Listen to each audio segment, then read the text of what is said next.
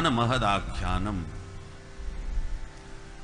ये परमहंसों की संहिता है, इसलिए परमहंस शिरोमणि सुखदेव जी को पुत्र होने के कारण नहीं बल्कि पात्र होने के कारण यह अमृत पान कराया, यह भागवत श्रवण कराया। समय पाकर के यही श्रीमद् भागवत सुखदेव जी महाराज ने फिर राजा परीक्षित को सुनाई। सौनकादि ऋषियों ने प्रश्न किया, महाराज परीक्षित चक्रवर्ती सम्राट थे, उनको 7 दिन का समय कैसे मिल गया जो फुर्सत में बैठ के कथा सुन ली है? जिसके ऊपर जितना दायित्व होता है, जितना ऊंचा उसका पद प्रभार होता है, उसके लिए समय निकालना उतना ही कठिन होता है। तो सम्राट ने 7 दिन कथा क्यों सुनी, कहां सुनी, कैसे सुनी, इसके उत्तर में परीक्षित का चरित्र श्री सूत जी ने सुनाया कि ऋषियों, जिस समय महाभारत के युद्ध में सभी कौरव मारे गए, अंतिम युद्ध में भीमसेन के प्रहार से दुर्योधन भी मूर्छित होकर गिर पड़ा, मृतप्राय हो गया। विजय का शंख बजाते हुए पांडव शिविर की ओर चलने लगे। भगवान बोले, सुनो, हमने इतना बड़ा महाभारत युद्ध जीता है, हम लोग विजय महोत्सव मनाएंगे।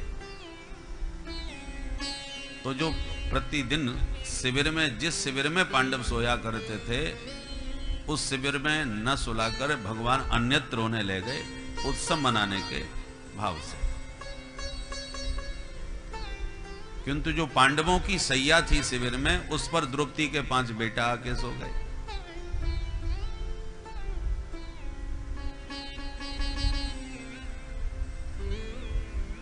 इधर अश्वत्थामा दुर्योधन के पास पहुंचा, द्रोणाचार्य जी का पुत्र। उसने कहा, दुर्योधन,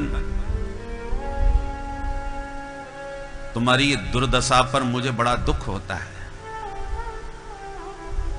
कदाचित तुमने मुझे अपना सेनापति कभी बनाया होता तो मैं विश्वास पूर्वक कह सकता हूं ये दिन नहीं आता। तुम्हारे जो भी सेनापति हों बने आप, वो सब हृदय से पांडवों का ही हित चाहते थे। चाहे वो मेरे पिता द्रोणाचार्य हों, चाहे पितामह भीष्म हों, चाहते तो पांडवों को ही थे, लड़ते तुम्हारी तरफ से थे, इसलिए मन से युद्ध नहीं किया। दुर्योधन ने घायल अवस्था में कहा कि जो होना था वो हो गया, अब तुम मेरे लिए क्या कर सकते हो? बोलो क्या चाहते हो? दुर्योधन ने कहा, मेरे मन में सबसे बड़ी पीड़ा इस बात की है कि हम 100 भाई थे और आज एक भी नहीं बचा, सबके सब युद्ध में मारे गए। और उससे भी बड़ा कष्ट इस बात का है, दुश्मन 5 भाई थे और एक भी नहीं मरा। 5 के 5 सुरक्षित हैं, 5 में एक को आंच भी नहीं आई। दुर्योधन बोला कि इन भावों को समझकर अश्वत्थामा ने कहा, मित्र, तुम एक की बात करते हो, मैं 5 का सिर काट के अभी तुम्हें दिखाता हूं। तुरंत दुर्योधन ने अश्वत्थामा का तिलक कर दिया, आज से तुम ही हमारे प्रतिनिधि। अपने स्वामी का अंतिम मनोरथ पूर्ण करने की भावना से अश्वत्थामा चला, पर कौरवों की तरफ से कोई बचा ही नहीं था, गिने चुने लोग थे। उसने काक उलूकन न्याय से युद्ध किया। कौओं का झुंड बैठा था एक वृक्ष पर, और रात में एक उल्लू ने हमला किया, सबको मार भगाया एक उल्लू ने, क्योंकि उल्लू को रात में दिखता है। तो अनेक होने पर भी कौआ उसका कुछ बिगाड़ नहीं सके, ये बात उसकी समझ में आ गई। उसने अचानक रात्रि में पांडवों के शिविर पर प्रहार किया। पांडव तो थे ही नहीं, पांडवों की सैया पर पांडव पुत्र सो रहे थे, और 5 पांडव पुत्र पांडवों जैसे ही लगते थे। तो अश्वत्थामा उन्हीं को 5 पांडव समझ के 5 का सिर काट लिया और दौड़ा भागा आया। दुर्योधन देखो, तुम एक सिर मांग रहे थे, मैं 5 का सिर काट के लाया हूं, प्रमाण लीजिए। दुर्योधन सुन के तो बहुत खुश हो गया, परंतु जब विश्वास नहीं हुआ, ध्यान से जब मस्तिष्क को देखा तो पहचान गया, अरे अभागे, ये पांडव नहीं हैं, ये पांडव पुत्र हैं। इन्हें मार के तो तूने हमारे वंश में पानी देने वाला भी नहीं छोड़ा। जितना प्रसन्न हुआ उतना ही दुखी हो करके चल बसा दुर्योधन। और अश्वत्थामा अब भयाक्रांत होकर भागा, यदि पांडव नहीं मरे इसका मतलब अब वो मुझे नहीं छोड़ेंगे।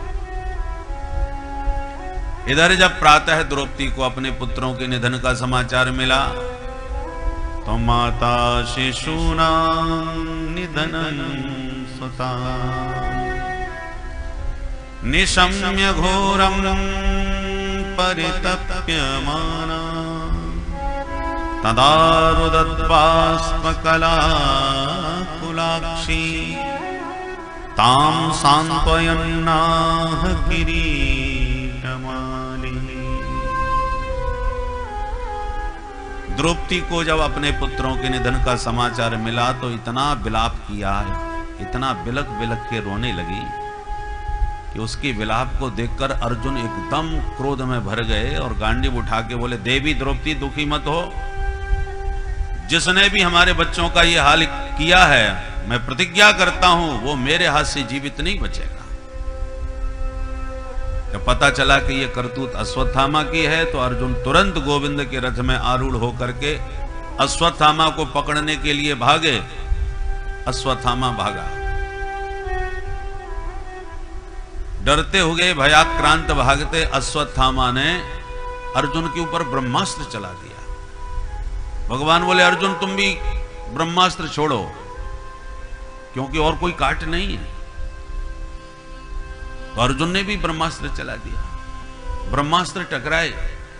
भगवान बोले, अर्जुन अब जल्दी से शांत करो। अश्वत्थामा को चलाना तो आता है, लौटाना आता ही नहीं।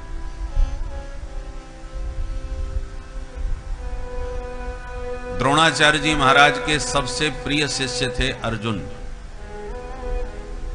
उसको सारी विद्याएं प्रदान कर दी दिव्यास्त्रों के चलाने की, परंतु अपना प्राणों से भी अधिक प्यारा पुत्र जो इकलौता था उसको ये विद्या नहीं दी। बेटा और इतना प्यारा कि अश्वत्थामा हतः, ये सुनते ही उनके हाथ पैर ढीले पड़ गए। रणभूमि में अपना प्राण देने को तैयार, माने इसी शब्द को सुनकर के उनका वध हुआ। तो सोचिए कितना प्यारा पुत्र होगा। और इतना प्रिय पुत्र होने पर भी पात्र न होने के कारण वो विद्या नहीं दी जो अर्जुन को दी। पहले आचार्यगण पात्रतानुसार विद्या का दान करते थे। ये जो दिव्यास्त्र हैं, आजकल की भाषा में परमाणु अस्त्र, जो उसका पात्र हो उसी पर होना चाहिए। कुपात्र के हाथ में यदि ये विस्फोटक सामग्री लग जाएगी तो निश्चित विश्व संकट में पड़ जाएगा और उसका वह दुरुपयोग कर सकता है। इसलिए इतना प्यारा पुत्र होने पर भी पात्रता के अभाव में वो विद्या नहीं दी जो अपने प्रिय अर्जुन को प्रदान करी। अर्जुन ने भाग करके अश्वत्थामा को पकड़ लिया, रस्सियों में जकड़ लिया, घसीट करके रथ में पटक दिया। भगवान बोले, बांध के कहां ले जा रहे हो? ब्रह्म बंधु मिमम जही, अभी यहीं पर इसका वध करो। अर्जुन ने कहा, प्रभु द्रौपदी के सामने इसको मारूंगा तो उसका हृदय शीतल होगा।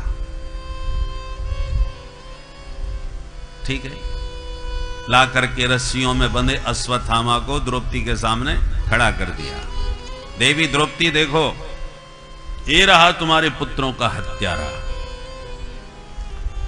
जैसी द्रौपदी की दृष्टि अश्वत्थामा पर पड़ी, तुरंत बिलखती हुई द्रौपदी पुत्र वियोग में संतप्त तुरंत उठ करके द्रौपदी खड़ी हुई और जिन पुत्रों की हत्या की थी उसी हत्यारे अश्वत्थामा को देखकर उसके निकट जाकर के उसके चरणों में प्रणाम करने लगे।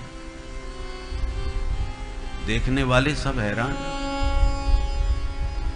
5 पुत्रों का हत्यारा सामने आया तो कोई मां उसे प्रणाम करेगी?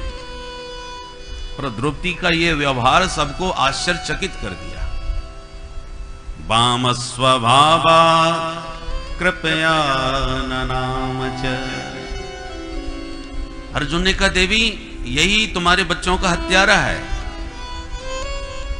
द्रौपदी ने कहा मुझे पता है, परंतु ये हत्यारा बाद में है, उससे पहले ये ब्राह्मण देवता है और ब्राह्मण देवता होने के साथ साथ हमारे गुरुजी का बेटा भी है, गुरुपुत्र है और गुरुदेव का पुत्र गुरुदेव के समान ही पूजनीय वंदनीय होता है। तो मेरा धर्म कहता है कि जो ब्राह्मण है गुरुपुत्र है, इसलिए मेरे लिए वो पूज्य है। तो मैं हत्यारे को प्रणाम नहीं कर रही, मैं अपने गुरुपुत्र को ब्राह्मण देवता को प्रणाम कर रही और अपने धर्म का पालन कर रही। द्रौपदी की इसी धर्म निष्ठा पर गोविंद रीझते हैं।